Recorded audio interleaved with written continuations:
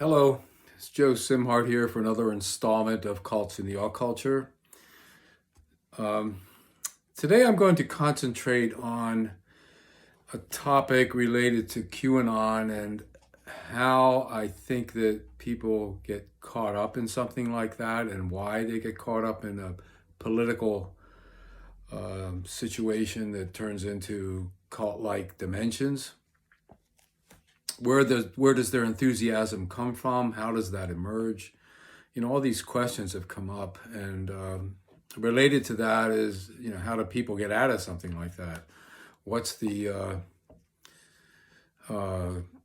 factors, the stimulus, the evidence that gives them some way to choose out of the enthusiasm of being caught up into something like QAnon? So what I'm going to discuss today is this film called The Wave, which was a high school experiment that actually took place in California in 1967. A teacher, Ron Jones, a history teacher, was covering World War II, and he was going over the Holocaust. The students, which were juniors or seniors in the class, were astounded at what happened to 6 to 10 million people, Jews, gypsies, homosexuals, Christians, that were eliminated, exterminated in death camps. And they were asking a question at the end of that class, how could the German people allow something like that to happen? How could they just turn away and act like they didn't know what was going on? Well, it did happen, despite all of the crazy conspiracies and denials that are out there today. There's plenty of evidence that nearly 10 million people were executed in those death camps. So The Wave became an after-school special that came out around 1981. Norman Lear was a producer, and it was based on the story about this that this high school teacher had written about his experience, and for which he got fired, by the way. And later, in 1996, Ron Jones put out a video, which you can still get online, I think, and it's called The Wave, and he became a performance artist, and he performed what happened in that class during that 2 weeks of experimentation on stage alone. And so that's what this video is, of Ron Jones and some other things added to it, but of him performing this event called The Wave. This is called Volume 1.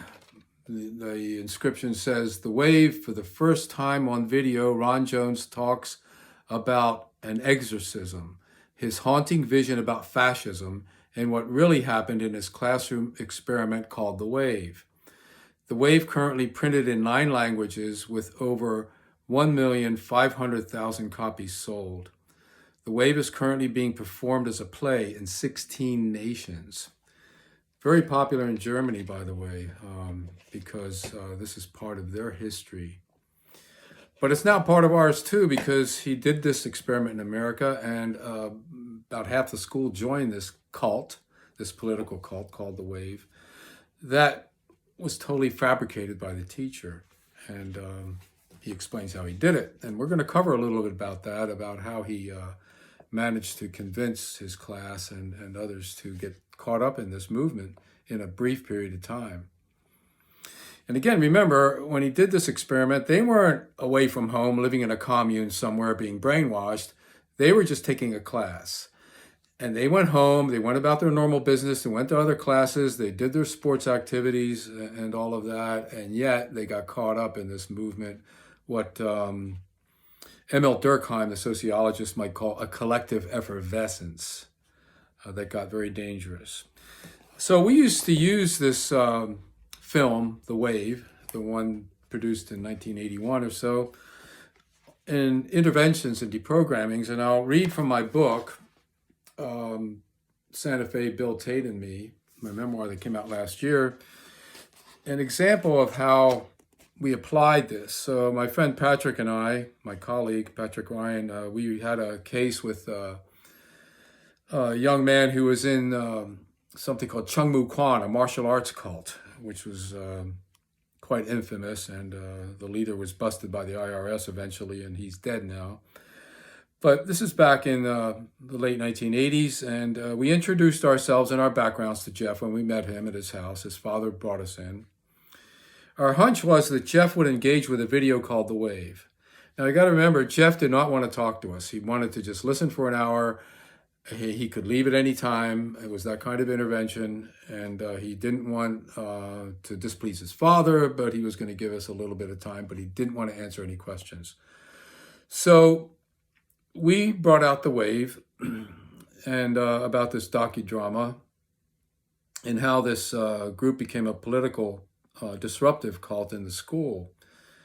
So I write that the incident occurred in 1967 in Palo Alto, California. History teacher Ron Jones was covering World War II and the Holocaust. The students could not believe that the German people looked away as 10 million, the amount used in the film, Jews, Romani, Gypsies, Christians, homosexuals, and mentally or physically deficient people were put to death. After a night of puzzling over how to respond to his students' disbelief, Jones began a classroom experiment the next day. He began with good reasons for discipline, respectful behavior around the teacher, and a protocol for asking and answering questions. Jones made no connection to Hitler Youth programs, so the students had no idea what they were in for. Within several days into a 10-day experiment, Jones convinced the students that they were part of a national youth movement to make a better nation and that they would be called the Wave. His first illustration of this particular group, which was their symbol, I have back here. It looks something like this on his chalkboard. Later became a lot more fancy. At first, Wave students were energized. Homework was done on time, and their grades went up. Within 2 weeks, the experiment got out of control. Half the school had joined, and Wave folks began to dress alike in blue. Partisan bickering and physical fighting broke out with non-Wave members. The teacher, Jones, got caught up in his position of power until the school administrators intervened, telling him to end the experiment. Jones ended the experiment by announcing at a Wave-only assembly that he had used Hitler Youth training protocols to create the movement. He showed video footage of Hitler rousing thousands of youth into chants of Heil Hitler. He disbanded the Wave, but many students were emotionally wounded. Parents complained, Jones was fired. What he did is now considered an impermissible experiment. In other words, you can't run an experiment like this if you're a social psychologist and not be accused of committing a crime, basically, because you are harming people in order to learn something.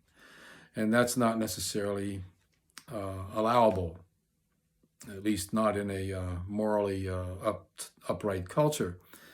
So the students suffered harm. The docudrama produced by Norman Lear was perhaps 40 minutes long, but it took us 2 hours to get through.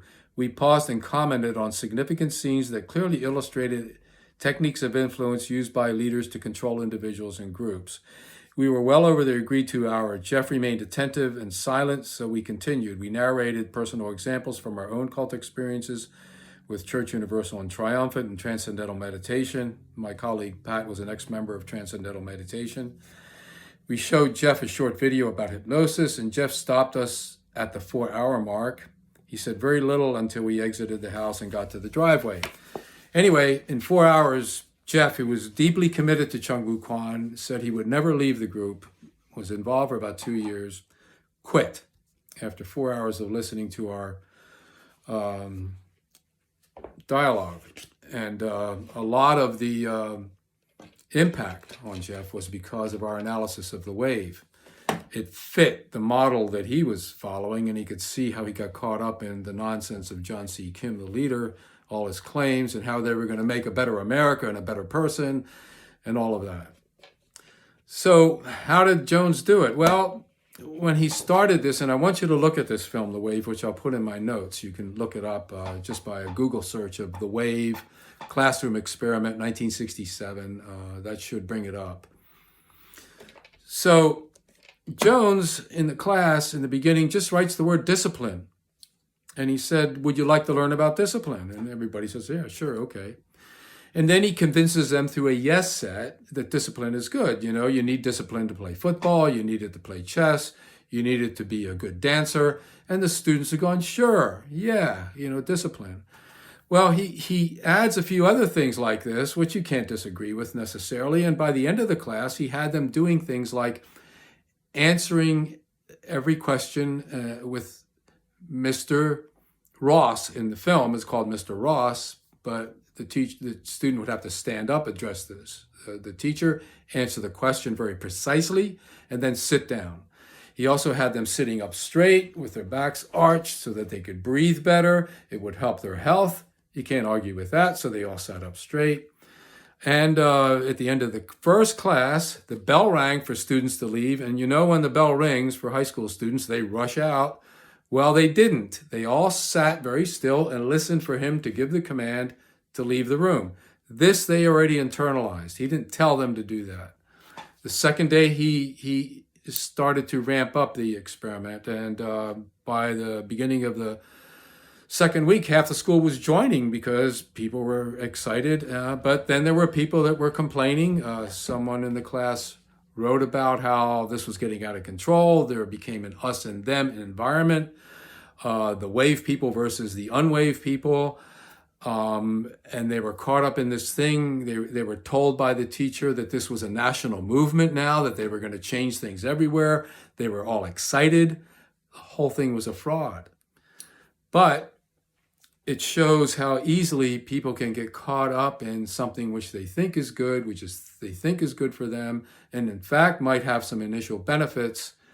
In the end, they are under mind control. They are under group madness. They are under kind of undue influence, which leads to decisions which is for the group and against the outsider. And as Jones said at the end during the final meeting, when he exposed what was going on, hundreds of students in the classroom, that they had got caught up into a movement which made them feel very special. And that before you do something like that, you should question what you're doing, who you're doing it for, and why you're doing it. It's not easy. The students were dismayed. They were crying. Some were just disgusted and angry, and others needed therapy. This became their identity. They identified with the wave. It was kind of what's called an identification. It became part of who they were. This is like killing you. You kill your identity, you feel killed. When your favorite team that you've been rooting for all year suddenly loses, you feel lost. You feel like a part of you has died.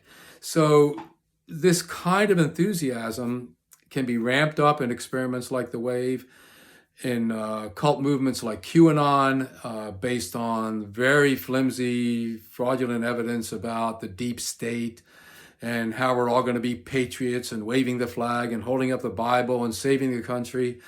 If you look at this film, The Wave, whether you're into QAnon now or thinking about it or left it or know somebody that's deep into it, I think you're going to go a long way in understanding how this can happen and how it's happened throughout history.